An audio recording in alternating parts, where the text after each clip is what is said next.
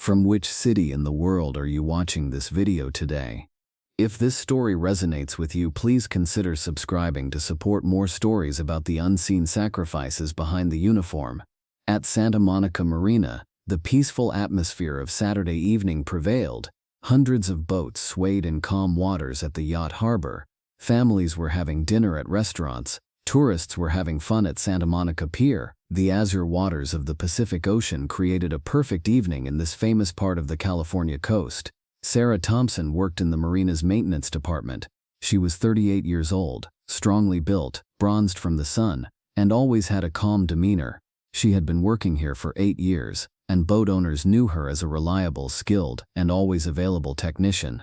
Sarah's workshop was at the east end of the marina. Marine engine parts, welding equipment, boat repair tools, and stacks of nautical charts. But those who looked carefully could notice an old Coast Guard life jacket in the corner, a waterproof emergency radio, and a faded patch that read, "So others may live." That evening, Sarah had completed engine maintenance on a 40-foot sailing yacht. The owner, wealthy businessman Patterson, was pleased with the result. "Sarah, you're really a miracle worker," Patterson said. "I showed this engine to 3 mechanics. None of them could fix it." Sarah smiled. "Mr. Patterson, every machine has its language. You just need to listen. Where did you learn such good marine engineering?" Sarah answered while cleaning her tools. "Experience, Mr. Patterson. The ocean teaches you everything." Sarah's real story was unknown to anyone at the marina. She had served 15 years in the Coast Guard. She was a rescue swimmer. Her call sign was Deep 6. She had saved 287 people in Hurricane Katrina, Gulf oil spill, and countless rescue missions. After leaving the Coast Guard in 2016, she wanted a quiet civilian life and turned to marine maintenance. Her ocean skills transferred to the civilian world, but her rescue instincts never disappeared. At 21:45, as Sarah was closing the workshop, the emergency siren at the marina began to sound. An unusual sound. It was the tsunami warning siren. Sarah immediately ran to the marina office. Harbor Master Jenkins was in panic in front of radios and computer screens. "Jenkins, what's happening?" Jenkins turned to Sarah. "Sarah, massive undersea earthquake off Japan. Magnitude 9.2. Tsunami wave is crossing the Pacific." Sarah's blood pressure spiked. "What's the ETA?" "According to NOAA calculations, 6 to 7 hours. But Sarah, this is theoretical. Real impact could be unpredictable." Sarah immediately began thinking about tsunami response protocols. "Evacuation orders? They've been issued. But there's a problem. Saturday night, marina full, Santa Monica Pier crowded, beachfront hotels packed, thousands of people." Sarah's stomach tightened. "Emergency response? Coast Guard is mobilizing, but closest assets are 2 hours away. Local emergency services are overwhelmed." Sarah looked at the marina. Hundreds of boats, many worth millions, but more importantly, people everywhere. "Jenkins, how's the evacuation process?" "Chaotic. Traffic gridlock, panic buying. People don't understand the severity." Sarah experienced a decision-making moment. Continue civilian life versus reactivate rescue instincts. Her phone rang.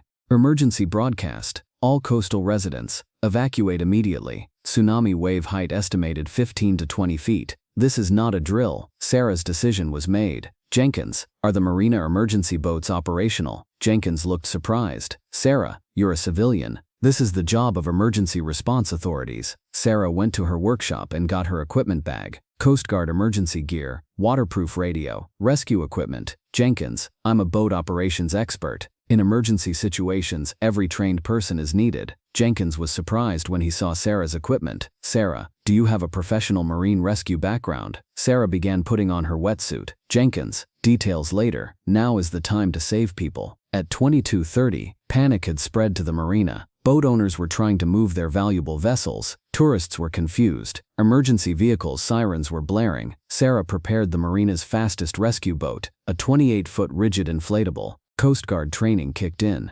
"Jenkins, will you coordinate the Marina Communication Center?" "Sarah, what are you doing?" "Offshore patrol. When the tsunami comes, people will be trapped in the water. Rescue boats are needed." "Sarah, this is very dangerous. Professional Coast Guard." "Jenkins, Coast Guard is 2 hours away. Tsunami in 4 to 5 hours. I'm taking action now." Sarah launched the rescue boat and headed into the Pacific Ocean. Ocean conditions were unusual. Normally calm evening waves were absent. Strange current patterns. Marine life behavior was erratic. Sarah activated the emergency radio. "Santa Monica emergency. This is Deep 6. Starting offshore patrol. Deep 6. Identify yourself. Sarah hesitated. Civilian volunteer with marine rescue experience. Deep 6. Return to harbor immediately. This is a professional emergency response zone. Sarah switched the radio to a different frequency. Old Coast Guard emergency channel. Coast Guard District 11. This is Deep 6. Emergency assistance available. Response came immediately. Deep 6. Identify and authenticate. Former Coast Guard rescue swimmer. 15 years service. Currently civilian.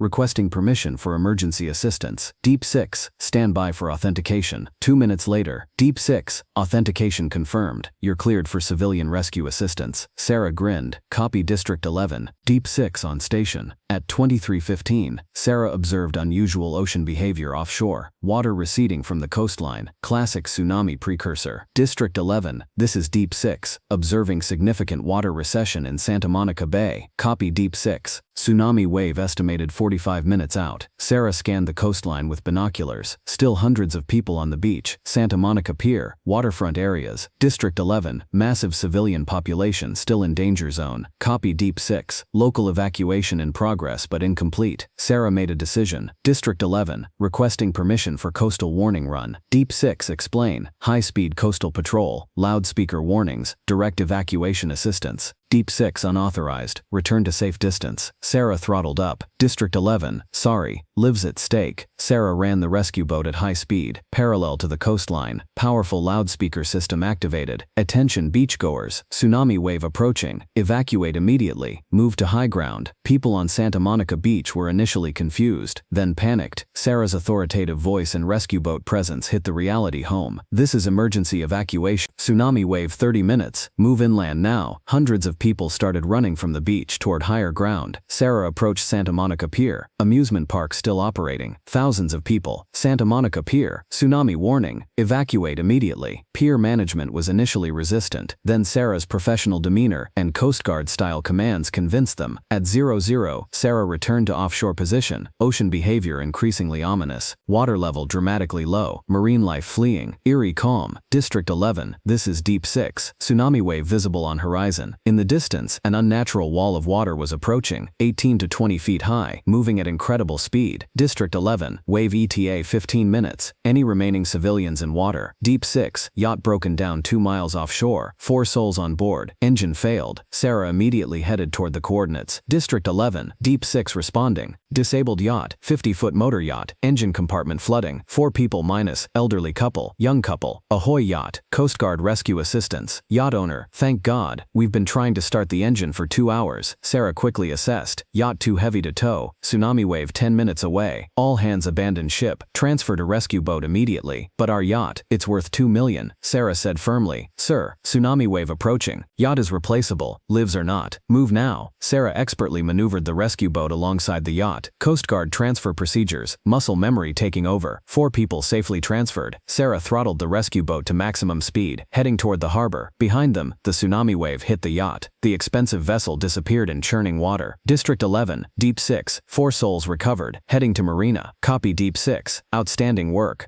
Sarah reached the marina just as the tsunami wave hit the coastline. A 20-foot wall of water crashed into Santa Monica Beach, pier, waterfront buildings, but thanks to evacuation warnings, the beach was mostly empty. Property damage was massive, but life loss was minimal. Sarah delivered the rescued civilians to emergency services, then quietly secured the rescue boat. Harbor Master Jenkins approached. Sarah, you were a professional rescue swimmer, Sarah said while taking off her wetsuit. Jenkins, past life. Important thing is everyone's safe. Sarah, I heard you using the call sign Deep 6 on Coast Guard radio. Sarah packed her equipment bag. Jenkins, sometimes past skills are useful in the present. The next morning, media arrived. Sarah quietly disappeared before interviews. News reports. Mysterious civilian hero prevented tsunami casualties through early warning system. 3 days later, Sarah returned to her normal routine. Boat maintenance, engine repair, marina operations. Young dock worker Miguel approached. Sarah, you were incredible on tsunami night. How did you know what to do? Sarah said while organizing engine parts. Miguel, the ocean teaches you respect. When she speaks, you listen. You're definitely an experienced mariner. Navy background. Sarah smiled. Miguel, everyone has different experiences. The important thing is to use knowledge to help others. That evening, Sarah looked at her old Coast Guard photos at home. Hurricane rescues, oil spill operations, countless missions. Then at her marina ID, civilian life, both were part of her identity. Guardian of the sea, hidden and visible. The phone rang. Coast Guard District 11. Sarah Thompson. Yes, sir. This is Admiral Morrison. We need to discuss recent activities. Sarah was nervous. Admiral, I'm civilian now. Sarah, the Deep Six call sign is legendary in the Coast Guard. Tsunami response was extraordinary. Sarah was surprised. Sir, I just did what anyone would do. Negative, Sarah. Professional assessment shows you prevented potential hundreds of casualties. Civilian evacuation success is directly attributed to your actions. Sarah sat down. Sir, what does this mean? Sarah, we'd like to offer a reserve position. Civilian status maintained. Emergency response consultant. Sarah considered. Sir, I want to maintain my normal life. Understood. But Sarah, climate change is increasing extreme weather events. Coastal communities need experts like you. Sarah thought about tsunami night. The people she'd helped evacuate. Sir, what are the conditions? Part-time. Local area. Emergency response only. Civilian identity protected. Sarah decided. Yes, sir. I accept. Months later, Sarah was living a dual life. Days marina maintenance. Emergencies. Coast Guard reserve consultant. Marina regular customer Patterson noticed the change. Sarah, you seem more authoritative lately. Like you've done this before. Sarah looked at the Pacific Ocean. Mr. Patterson, the ocean demands respect. Experience teaches you to listen. You definitely have a professional mariner background. Sarah considered. Mr. Patterson, everyone carries skills from past experiences. The important thing is to use them when the community needs help. That weekend, Sarah was teaching at an emergency response training course. Local marina operators were eager to learn from an instructor with mysterious expertise. Instructor Thompson, a marina owner, asked, "How do you read tsunami precursor signs?" Sarah gave a detailed explanation. Ocean behavior changes dramatically. Water recession, marine life activity, current anomalies. Ma'am, you sound like experienced Coast Guard personnel. Sarah smiled. Experience comes in many forms. The important thing is to recognize when the sea is trying to tell you something. In the evening, Sarah received a call from the family she'd rescued from the yacht. Miss Thompson, we finally tracked you down. You saved our lives. I just happened to be in the right place. No, you did much more. Professional rescue under extreme conditions. Our granddaughter wants to meet the sea angel. Sarah was emotional. Knowing your family is safe is enough for me. That night, Sarah reflected on her dual identity. Marina worker by day, guardian of the coast by calling. Both roles served the same purpose, protecting people who love the ocean, maintaining safety in the maritime community. Sarah looked at her Coast Guard rescue swimmer patch. Marina work uniform. She was Deep Six and Sarah the mechanic. Hidden and revealed, both protecting the coastal community. Phone buzzing.